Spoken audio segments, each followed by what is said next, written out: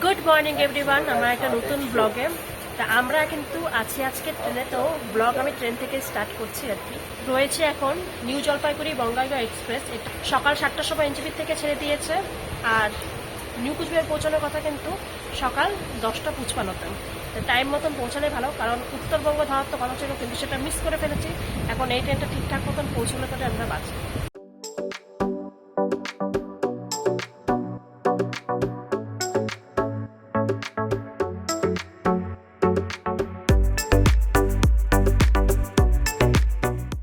Train একটু চালু হয়েছে কি হয়নি, মানে একটু রাস্তা গিয়েছে কি যায়নি, তার মধ্যেই সিট যেহেতু ফাঁকা রয়েছে, সুযোগের সদ্ব্যবহার করা এই যে এদের কাছ থেকে শেখা উচিত।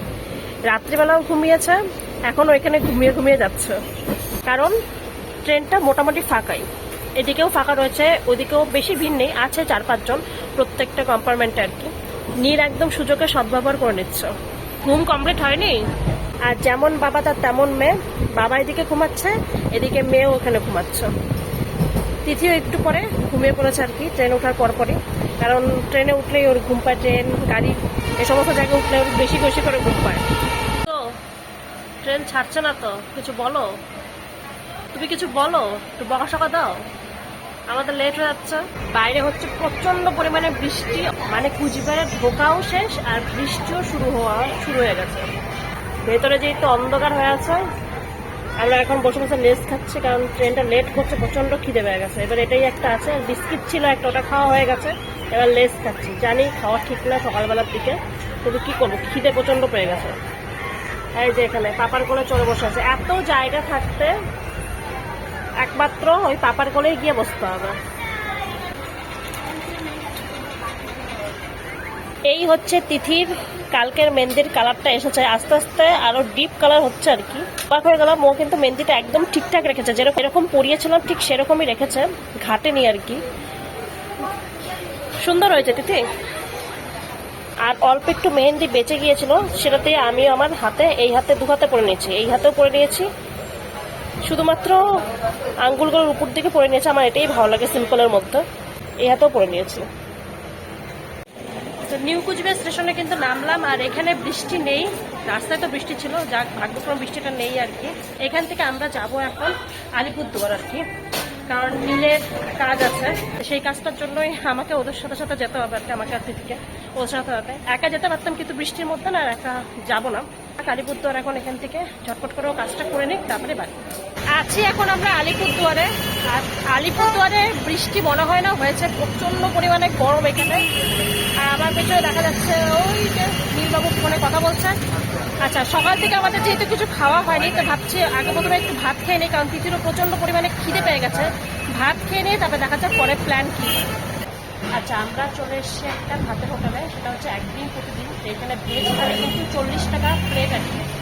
ভেজ থালি আমরা অর্ডার দিয়েছি, চিকেন টিকেন এখন আর কিছু খাবো না। তো কী কী ভেজ থালিতে আসুক তারপরে তোমাদেরকে দেখাচ্ছি। ভেজ থালি এখানে নেওয়া হয়েছে, ভাত, লেবু, পেঁয়াজ, শসা, ডাল, এটা একটা শাক, ভেন্ডি ভাজা, আর পটল আলুর রসা। আলিপুরদুয়ারে নীলের কাজ হয়ে গেছে, আমরা খাওয়া দাওয়া করে নিয়েছি, যেরকমটা দেখালাম আর কি, ভেজ থালি। এবার কি হয়েছে, আমাদের সাথে একটু আগে একটু স্ক্যাম হয়ে যাচ্ছিল। স্ক্যামটা হচ্ছে এরকম যে নীল ওই হোটেলে, মানে সেরকম কোনো মানে হাইফাই হোটেল না আর কি, নর্মাল একটা হোটেল। আমি নীলকে বলেছিলাম যে আমি যেহেতু ভাত অল্পই খাবো, তিথি অল্পই খাবে, তো সেরকম কোনো রেস্টুরেন্টে যাওয়ার দরকার নেই, পার্টি হোটেলে গেলেই হলো। তো ও যেহেতু ওর কাজের জন্য মাঝে মাঝে এখানে আসে, তো ও ওই হোটেলটাই খায়। 40 টাকা করে হচ্ছে ভেজ থালি আর কি। তারপরে ভেজ থালি নিয়েছি, সাথে হচ্ছে জলের বোতল নেওয়া হয়েছে। তো সব মিলিয়ে মোটামুটি 120 টাকার মতন হয় আর কি, কিন্তু ওখানে দাম আমাদের ধরেছে 160 টাকার মতো। ও যেহেতু 2-1 দিন খেয়েছে বলে আমরা জানতে পেরেছি, নতুবা তো আমরা জানতেও পারতাম না যে 40 টাকা থালি 50 টাকা ধরে দিচ্ছে, এরকম আর কি ব্যাপার। আচ্ছা, এখন প্ল্যান হচ্ছে যে ওয়েদার যেহেতু একটু ক্লিয়ার আছে, মানে রৌদ্র মোটামুটি, বাইরে ভালো গরম, তা জয়ন্তী যেহেতু এখান থেকে একদমই কাছে, তা আমরা ভাবলাম যে জয়ন্তী আমরা কোনোদিনও আসিও নি, হাতে সময়ও আছে, তাই একটু জয়ন্তীটা ঘুরে তারপরে বাড়ি যাবো। তুমি জয়ন্তী গিয়েছিলে? হ্যাঁ, ছোটবেলায় বাবা মার সাথে গেছিলাম। ও, আমি এখন অব্দি জয়ন্তী যাইনি। একবার আমাদের জয়ন্তী যাওয়ার প্ল্যান হয়েছিল দুজনের, কিন্তু আমরা জয়ন্তী না গিয়ে অন্য একটা জায়গায় পৌঁছে গিয়েছিলাম।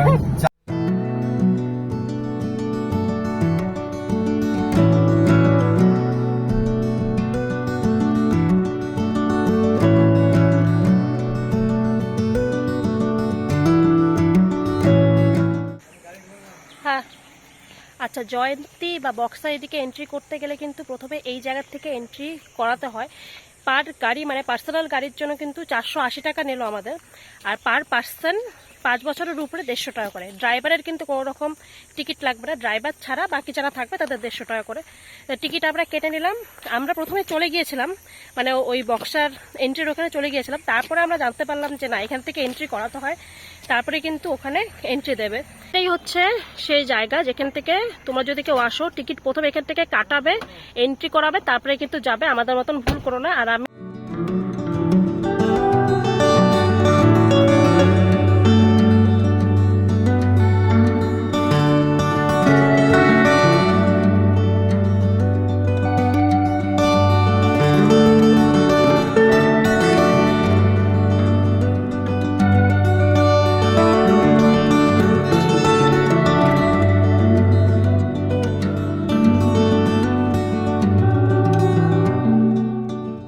এই হচ্ছে সেই জয়ন্তীর নদী।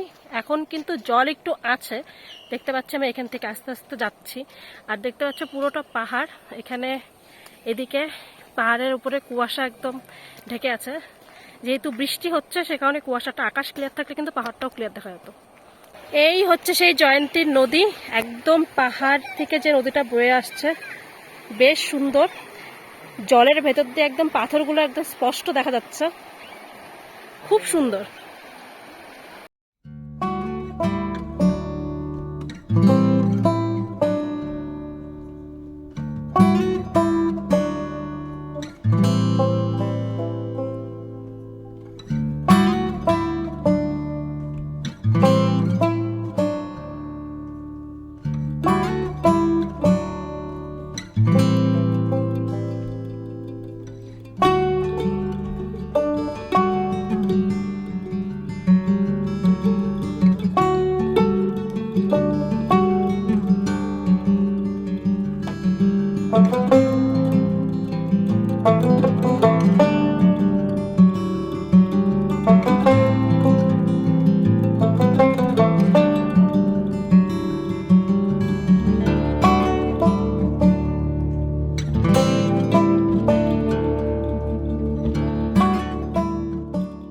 সুন্দর এই জায়গাটা দেখতে পাচ্ছ, দেখতে কিন্তু ভীষণ সুন্দর। তার মধ্যে থেকে এই যে যারা এই সমস্ত কিছু খাও আর কি, তারা প্লিজ এখানে ফেলো না, জায়গাটা নষ্ট হয়, পরিবেশ দূষণ হয়। তো চেষ্টা করো, মানে নিজেরা যখন ক্যারি করে নিয়ে আসবে নিজেরাই নিয়ে যাওয়ার চেষ্টা করো, যাতে কি হবে এই সুন্দর জায়গাটা সুন্দরই থাকবে, তাই না? লোক স্নান টান করছে, আর নীল ওদিকে চলে গেছে। আমি যাবো না, কারণ ওদিকে জলটা বেশি না, ভয় লাগে প্রচন্ড। নীলের অভ্যাস রয়েছে, ও আগে যেহেতু বাগানে থাকতো তো ওর অভ্যাস আছে। দিদি একা যেও না বাবা, পড়ে যাবে, একা যেও না, স্লিপ খেয়ে পড়ে যাবে কিন্তু। ছিল তো সেটারই আর কি ধ্বংসাবশেষ পড়ে আছে এদিকে। তো এইদিকে একটা নদী যাচ্ছে, এখানে একটা যাচ্ছে, ওইদিকেও একটা যাচ্ছে, মানে অনেকগুলো স্ট্রিম আর কি নদীর। একটাই মানে স্ট্রিম তা না, বাস অনেকগুলো যাচ্ছে, শাখায় দিক দিয়ে যাচ্ছে। এইদিকে একটা যাচ্ছে, আমরা দ্বিতীয় নাম্বারটায় আছি আর কি। এই সন্ধ্যার পর থেকে আবার জলটা আস্তে আস্তে বাড়বে, অলরেডি আস্তে আস্তে বাড়ছে, কারণ কিছু কিছু ইন্ডাস্ট্রি থাকে তো দিনের বেলা ওরা জলটাকে পুরো ইউটিলাইজ করে। আর এই জলটা তো অ্যাকচুয়ালি ভুটান থেকে এসছে, জলটাকে ওরা ইউটিলাইজ করে। একবার বল।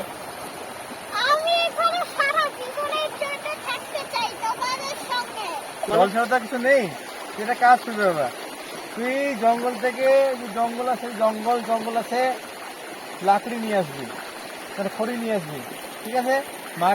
আর না না, আর আমি রান্না করব, আর তুমি কি করবে? আমি এখানে মাছ টাছ মারবো। তুমি মাছ মারবে? হ্যাঁ। চলবে তো? রোদ্রুটা একটু কমও আছে, তারপরে রোদ্রুর পারে বসে বেশি ভালো লাগছে। তো যেতে ইচ্ছে না করলেও যেতে হবে, কারণ আরেকটু পরেই সন্ধ্যা লেগে যাবে। আর যেহেতু ফরেস্ট এরিয়া, তাড়াতাড়ি সন্ধ্যা হয়ে যায়, তো চেষ্টা করবো তাড়াতাড়ি এই জায়গা থেকে বেরিয়ে যাওয়ার আর কি।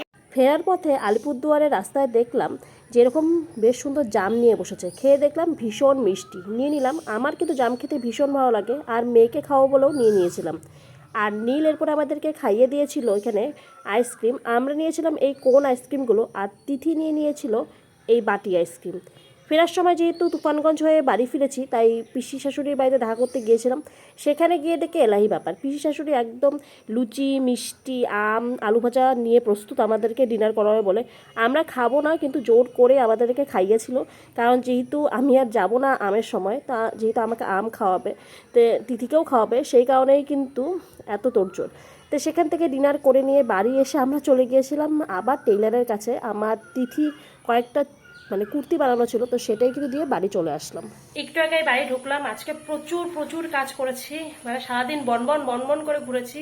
শিলিগুড়ি, কুচবিহার, আলিপুরদুয়ার, জয়ন্তী, তুফানগঞ্জ, বক্সিরহাট, এইমাত্র পৌঁছলাম। 10:30 বাজে এখন, আর এখন শরীর চলছে না। তা এই ব্লগটা আমি এখানে শেষ করবো। যদি আজকের এই ব্লগটা ভালো লাগে থাকে, তাহলে চ্যানেলটাকে অবশ্যই সাবস্ক্রাইব করে দিও, একটা লাইক করে দিও। দেখা হচ্ছে পরের ব্লগে। ততক্ষণের জন্য সবাই সুস্থ থাকো, ভালো থাকো, বাই বাই।